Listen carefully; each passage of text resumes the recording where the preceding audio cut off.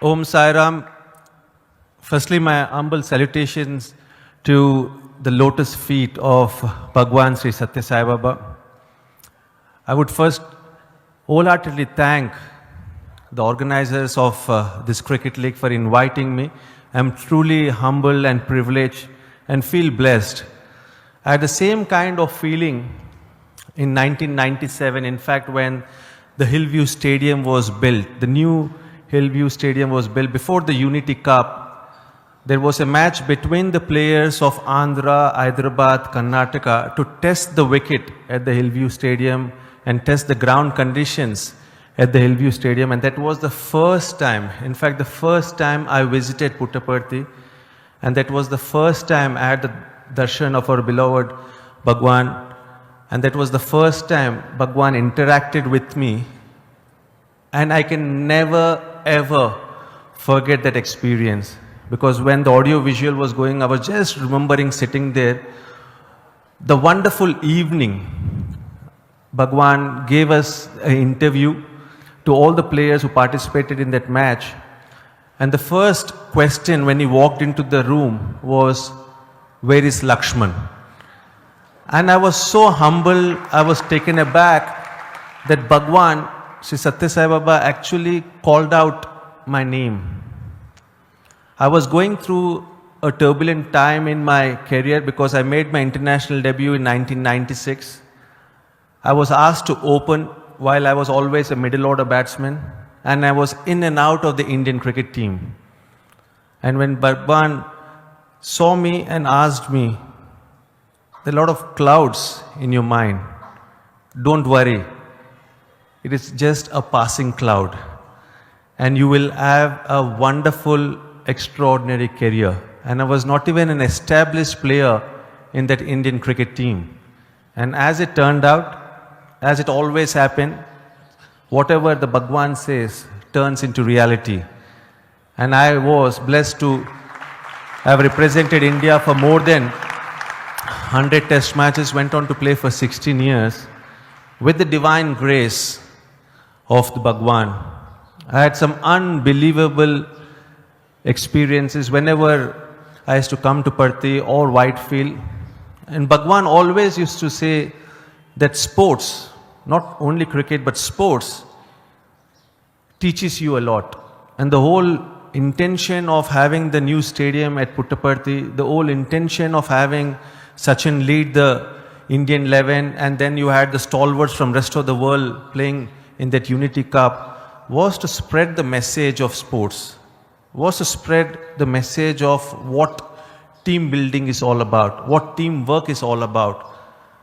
Message to the youngsters to know how to handle success, how to handle failures, how to not become arrogant and egoistic when you achieve success, how to bounce back when you're going through turbulent times, when you're facing obstacles. And Bhagwan in fact told to all of us that through sports, you build your character. And I'm glad that again, the Satya Sai Baba National Trust has taken this initiative where they're giving an opportunity to all the youngsters, part of the Satya Sai Baba Seva Mandals across the country. Across the country, it's not only one or two places, it's not restricted to one or two regions, but across the country to participate and play this lovely game. And that this national league is being organized, and I'm sure that all the youngsters will participate, have a lot of fun. All the youngsters will learn a lot through this exposure and opportunity they are going to get. Because I still remember, and whenever I interact with the great Sachin Tendulkar, he always misses the presence of Bhagwan. Because in his cricket kit, in his room, whenever I used to go, there used to be a corner which had the photograph of Bhagwan, and every day he used to pay respect, pray to the Bhagwan, seeking his blessings. In his cricket kit, there used to always be a photograph of Bhagwan. And not only Sachin Tendulkar, not only myself, but a lot of cricketers, in fact, seek the blessings of Bhagwan and got the blessings of Bhagwan, including the great legendary Sunil Gavaskar. I've got my wife here, Sailaja. When I got married in 2004, we came here when India was playing against Pakistan in Bangalore. And during that visit, the first interaction Bhagwan had with my wife, she became a staunch devotee of Bhagwan. And even now, she interacts with the spirit of the Bhagwan. She seeks blessings from the Bhagwan. And when my son Sarvajit, who's on my right, was born in 2007, and then my daughter Achintya was born in 2008, my wife was very adamant that their names have to be given by the Bhagwan. We came here, we waited patiently for 3 days because we know Bhagwan tests your patience. And then he named my son Sarvajit because that was the year known as Sarvajit in the Telugu calendar, and told that he is going to be winner in everything. He's going to be number one in everything.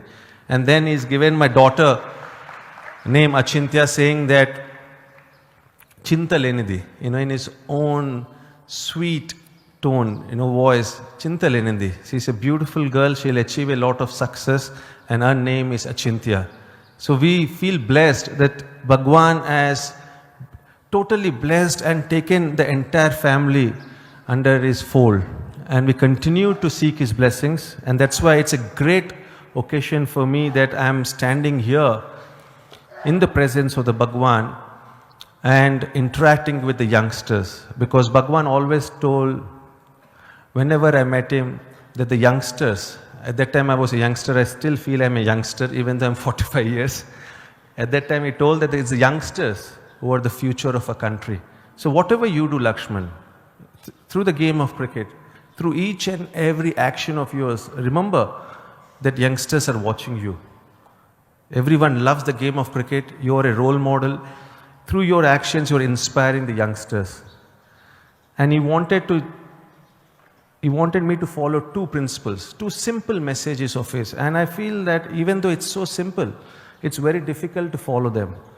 And especially in our country, the present scenario in our country, I think these 2 messages are very relevant.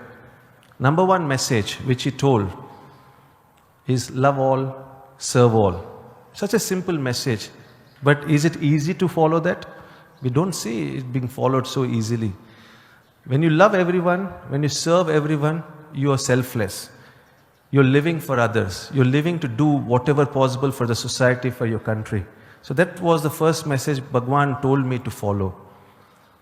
The second message was love ever, help ever, hurt never. We always look to criticize people. When you criticize someone, you hurt people. But this simple message is never ever hurt the feelings of others. And that is such a relevant message from the Bhagwan, especially in the present day scenario in our country. So I just thank the organizers of this wonderful initiative, and more so to the Bhagwan for giving me this opportunity to interact with all of you.